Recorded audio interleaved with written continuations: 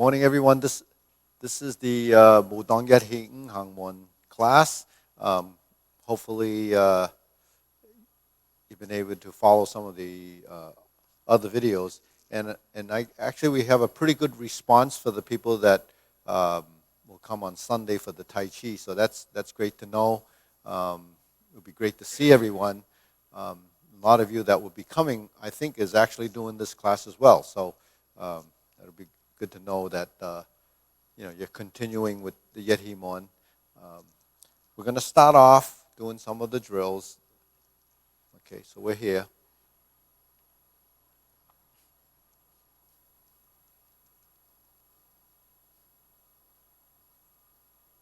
Okay, then we're here.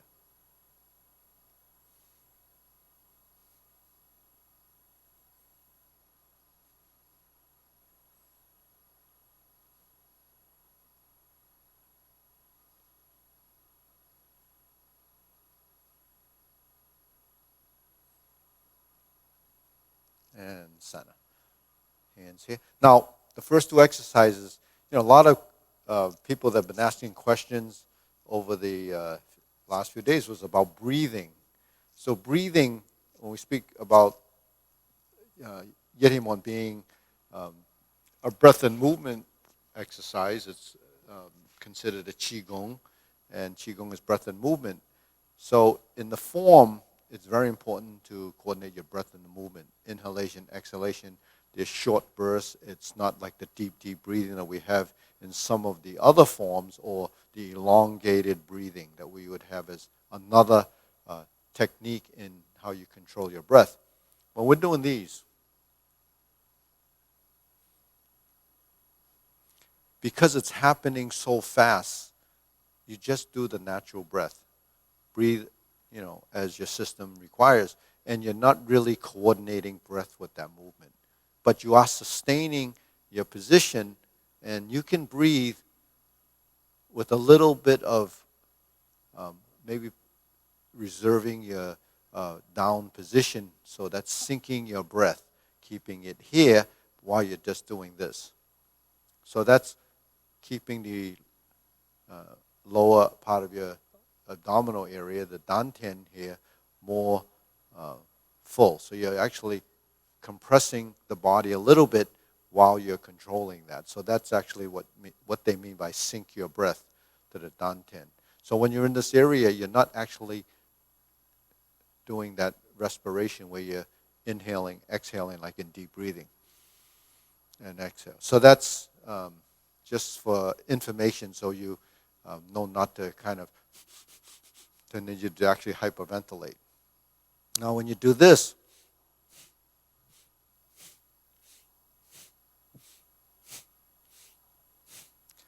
that's a little bit different because you have one stroke, one action. And when you go like this, it's more of the breathing in, more of the exhalation time with the movement, and that breath is still all through the nose, tongue touching the roof of your mouth.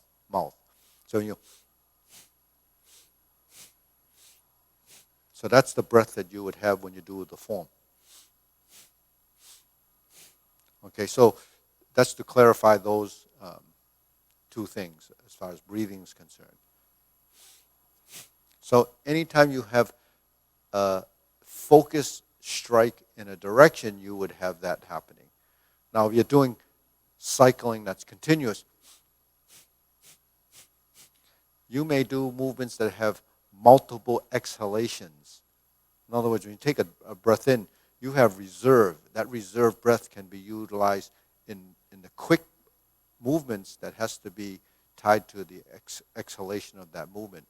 That's sort of during phases when you release the power, which is Fa Jing type of action. So you have to exhale on a number of those, but then you can only exhale so much before you have to inhale again. So you have to regulate that response time and the action between the movement. So that's part of the control that you have to develop, and the understanding that the body needs to do some changes and change up and adapt to what you're doing in the motion. So it's inhale, exhale. Inhale, exhale. Inhale, exhale. Inhale, exhale. Okay? So something like this.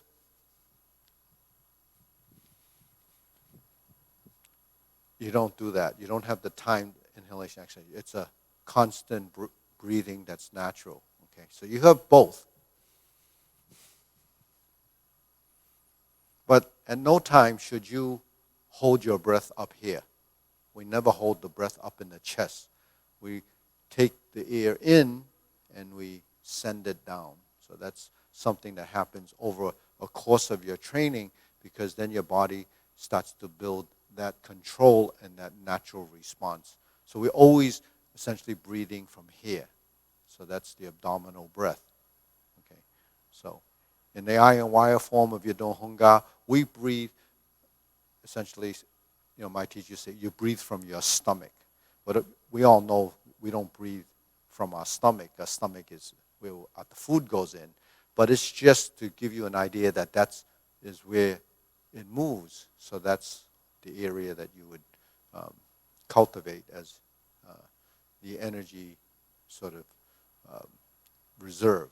All right. So that's a lot of the concepts that we do when we're practicing martial arts, because when your breath is down and you stabilize, you have firmed up this quadrant of your body, this area. So that gives you stability, it gives you strength, and it also gives you the ability to take a strike, if need be, into these areas, because you've created the internal pressure, and it also allows your ribs to be supported and sustained through a position of strength. So that's what we do to the body. So you will strengthen your body as a course of just the breath and movement and these subtle actions.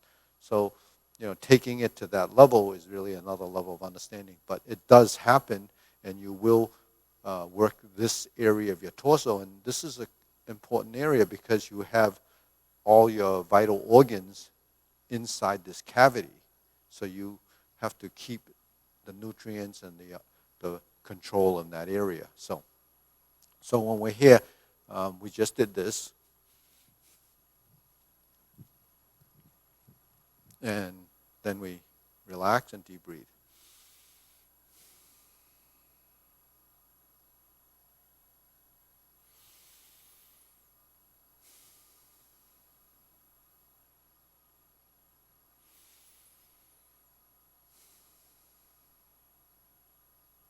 So breath and movement, deep breathing allows us to use the full capacity of the lung, because we don't actually use all the oxygen in our system. With a shallow breath, you're not going to get it. But even within a normal long breath, we don't utilize all of it. We exhale a lot of, the carbon dioxide out. But while we're doing that, some of the oxygen we take in isn't really absorbed. We don't absorb as much as we potentially can. So that's why when we're doing these deep breathing exercises, or we're cultivating that, it's really getting enough oxygen through your system, through your circulations. And that's really ultimately what we're doing in this case, is controlling that volume of air and oxygen and the oxygenation of your blood. Because if we exhale most of it and we're not using it, we're not being efficient with our system. So that's really important. A lot of times you say, well, I do all these things with you. Why am I not completely exhausted?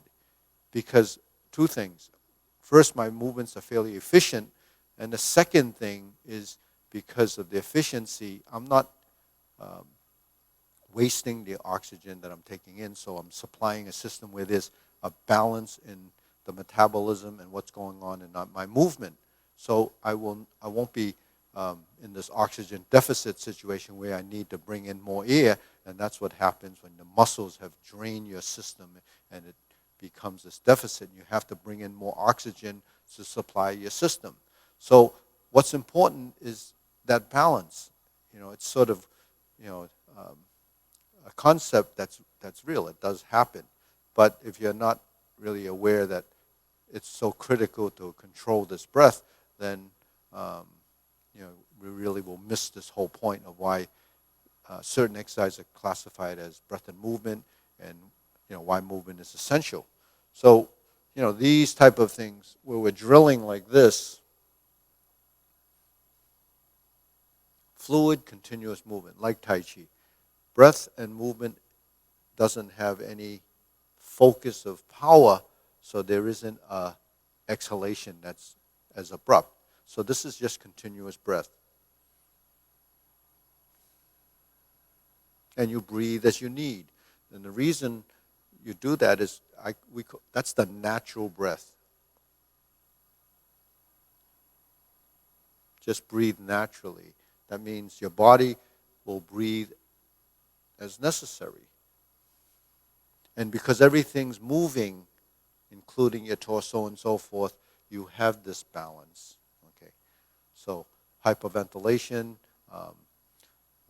inappropriate breathing causes anxiety. In fact, when you're stressed and you're anxious and you're this, your breath actually becomes disoriented, or the timing becomes wrong, and then you start to get stress from both of these. Stress causing poor breathing, and poor breathing causing stress. So it's a vicious cycle. So to calm the mind and relax the body, you have to control and regulate that breathing apparatus. Now, whether you can or can't do that, it's really a function of time and if you practice correctly. So that's, more or less it in a nutshell, that we have to breathe, we have to control it, and we have to regulate our body to accommodate the movement. So if the body is very stiff and tense, so we do all of these movements that are so relaxed because it avoids the conflict of tension. So that's pretty important, because conflict in the movement is really the stress and the tension we have in our musculature, in the joints, in the tissue, muscle tissue that's kind of excessive. It doesn't have to be that tense. So we have to discover that through the practice and the time. Okay, now when we're here, we did these movements and we did the drilling. Now we're going to step forward and do the big shoulder movement. So one thing that we do in all of the practice is to align our body, which is really controlling the ligaments and the tendons. Controlling the ligaments and tendons allow us to increase the range of motion. Increased range of motion takes us out of the excessive tense stage and allows a little bit more freedom of movement.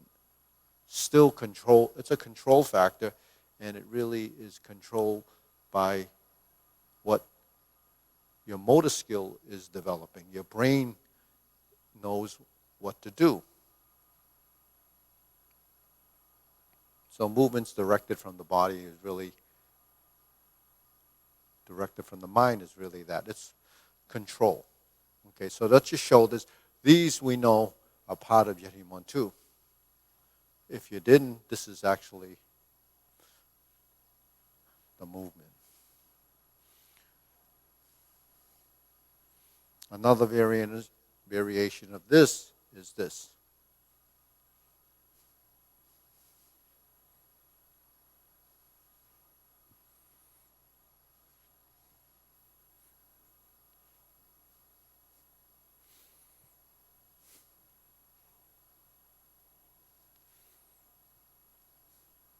And still, because it's fairly slow, the breath can be slightly coordinated, but not emphasized on striking or pushing with excessive force. Really more going through the motions and letting the body expand. If I was physically doing this, then I wouldn't actually be able to talk, because I'd have to focus between the up and down movement. So there's a natural response, and I can breathe and talk at the same time. Okay, shake it out. Deep breathing. This is your breath and movement, up on your toes and down. Okay, let's do this, the yin-yang leg. So this is working your hip like this and like this, and you're going up and down. This foot is actually going up and down. So that's controlling a bit of the rising and falling that we typically do in a lot of things like the kicks or the sinking of the stance and the rising and the falling and the toeing out. that actually supports a lot of our footwork. So this is sort of controlling and gaining flexibility and motion, passive and active movement. Because when we sink, like when we sink down in the stance, we have to kind of do this. Okay, shake it out. And there is a little bit of body twisting in there. So eventually, this part of the body, which we do a lot of in the other classes, is really getting this whole area sort of free to move and move appropriately. A lot of times, we learn how to isolate a movement, we work on that turning, but then where does it happen when you're doing a movement to get the coordination and the integration of upper-lower coordination? So a lot of times when we're here, we set up our stance, okay, and we move to find the stance, takes us in a direction. So that's really what 45 degrees is. You turn, you're here, facing that corner, you move the foot up, you're here, you move this foot here, pivot on the ball, here, that sets up. So that's to measure your stance. When we do this, it becomes the action on the upper body. When we do this, that's the lower body. So you inhale, exhale.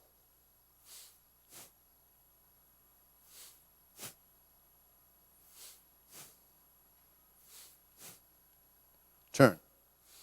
Inhale, right? Inhale, exhale.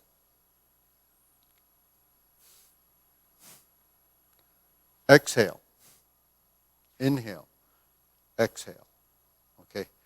So you see there's that relationship with the breath and the movement. Okay? We're here. This starts off. Okay? Inhale, exhale. That's pretty standard procedure.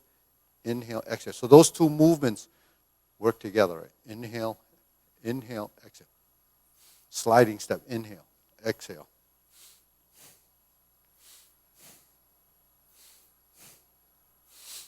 Inhale, exhale. Okay.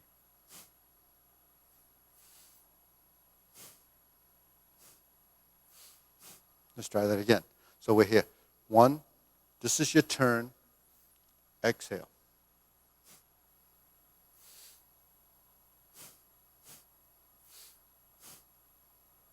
Okay, so we turn. Exhale. Inhale, exhale. So every time the hand does that, exhale. Every time the hand does this, inhale. So if we're here, exhale, okay? Exhale, inhale, exhale. So remember I mentioned that reserve, you can sometimes do double exhalations based on the reserve that you had. But before you do the second exhale, you sustain. You sustain the breath, then you exhale, then you inhale, then you exhale. So that's part of, when you go through the form, it's a natural course of the action, and then your body will start to respond.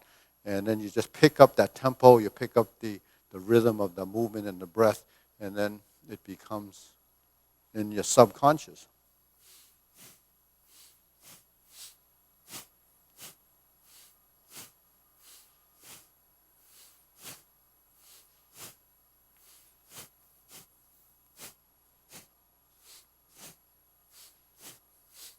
Inhale, exhale, exhale, and finish. So it is regulating of breath control, but the breath becomes very sharp, very crisp. And you shouldn't really, you can hear your breath because you inhale, but on the outside, it's not very loud. It's sort of still somewhat of a silent breath, but not, over-exaggerated, because then you're forcing the breath too. So, on that note, that's Yehi-kun. That's a form that we should strive to perfect, because it's really a pillar core form to Mudang Yehi. So here again, when we're in a position like this, we have some other drills that we've done. And that's really from here and here. Here, here, and here. 1, 2, 3, 4.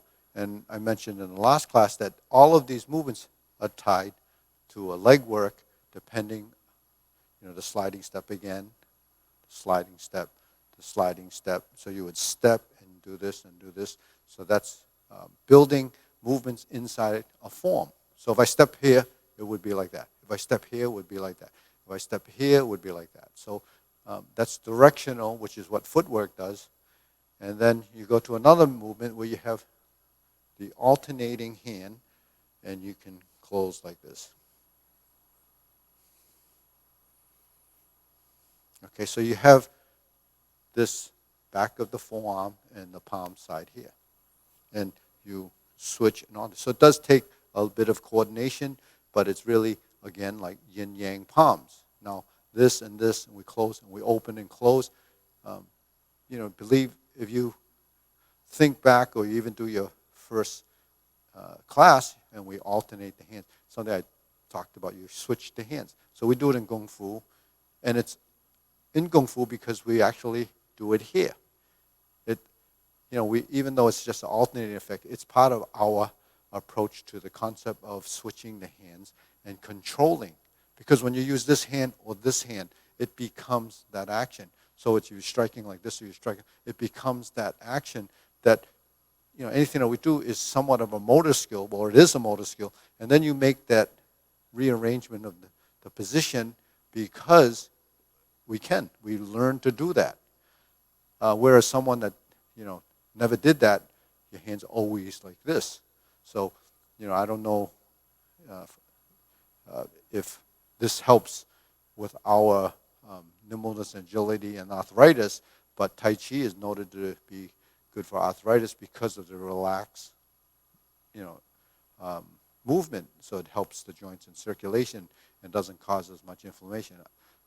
Maybe rheumatoid arthritis, something else, but the thing is, sometimes the joints in your body aren't working right because you don't move them correctly. And when you're doing these and you're moving your hands, that is actually moving your fingers.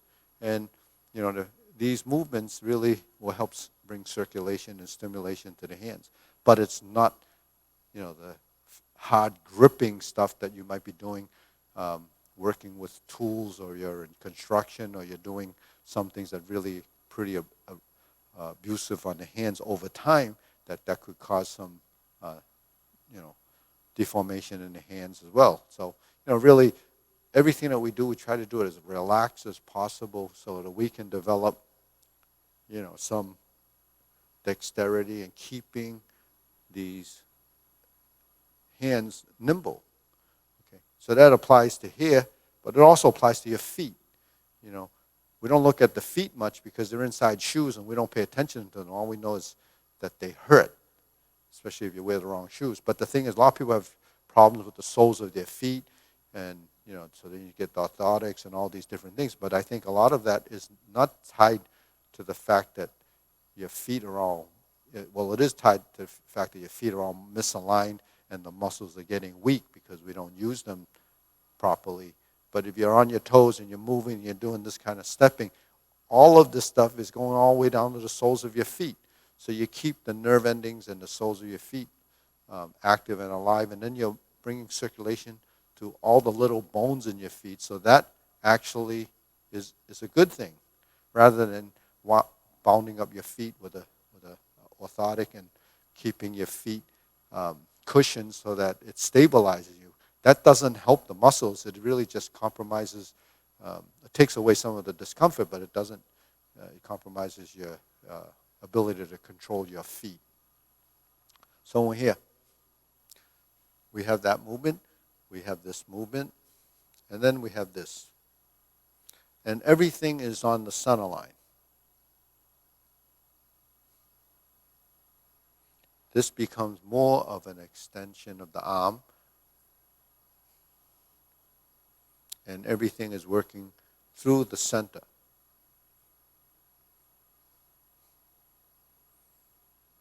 Okay? And then we have the corner movements, which is like Jade Lady Work Shuttle, and we're going to the corner. And we're going to the corner. And we control the circle that's here. We control the circle that's here. So we make a circle, and we end up in this corner. So this is like a neutral position, but the fingertips are facing like this. And then there is a twist, and the body goes in that corner, and the body is facing 45 degrees, or in this case we could be here, in this case we could be here. So these are just body positions.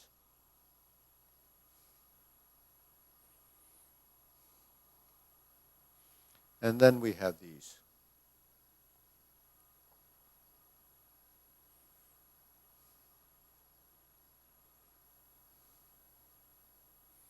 So we have that position. We have this position. So what I'm doing here, this is switching stances. Okay. So the switching stance is really, in the Kung Fu, we also have these punches. Then we have this drill that we do in Kung Fu. That drill actually came from here. And this drill is actually this.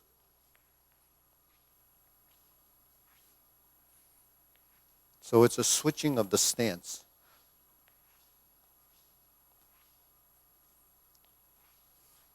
So we switch feet, but if you coordinate with the hands, it would be like that. So we use that with our punches as a strategy to switch stance, and it's also, we use that training in our sparring. But here, this is really this, just like we do this. See, this. And you develop a control. It's sort of like, they do that in the Russian dances where they hop like this. So it's kind of, even the Irish dancing, they have this. So it's similar footwork because we're dealing with the same body, but the intent is different. We're developing some agility of footwork and controlling the lower half of the body. So agility of footwork really comes from shifting of weight.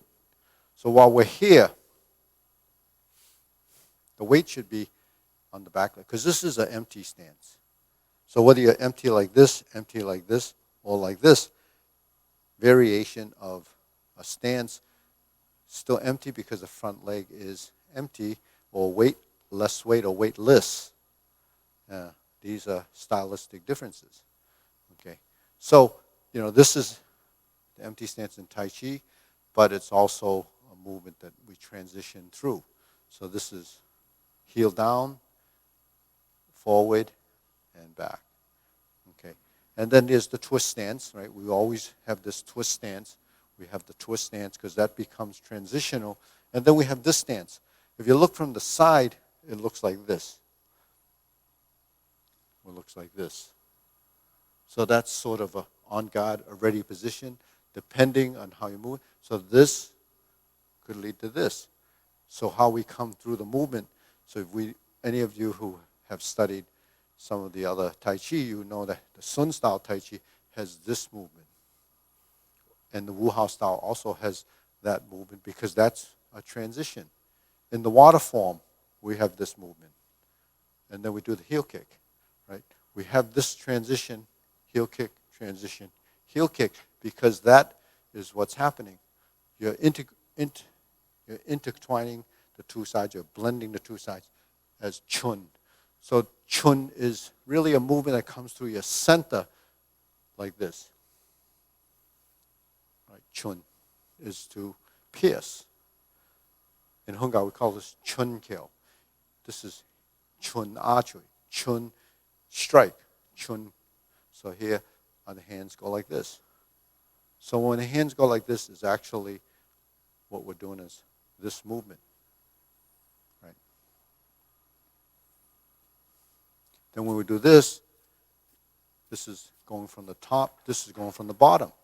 So you see there's so many transitions that are subtle and hard to pick up on, but it's how we train, and over time you'll begin to pick up a lot of the strategy and the body mechanics. So on that note, I think I got tapped out. That means leave the scene. So anyways, I hope you enjoyed this. I'll see you Sunday if you're coming. Thing is, keep practicing. Hopefully this information was helpful. Subscribe if you haven't. If you have friends, have them subscribe. Maybe they would do Tai Chi or Kung Fu. Anyways, we'll see you Sunday if you're here next week.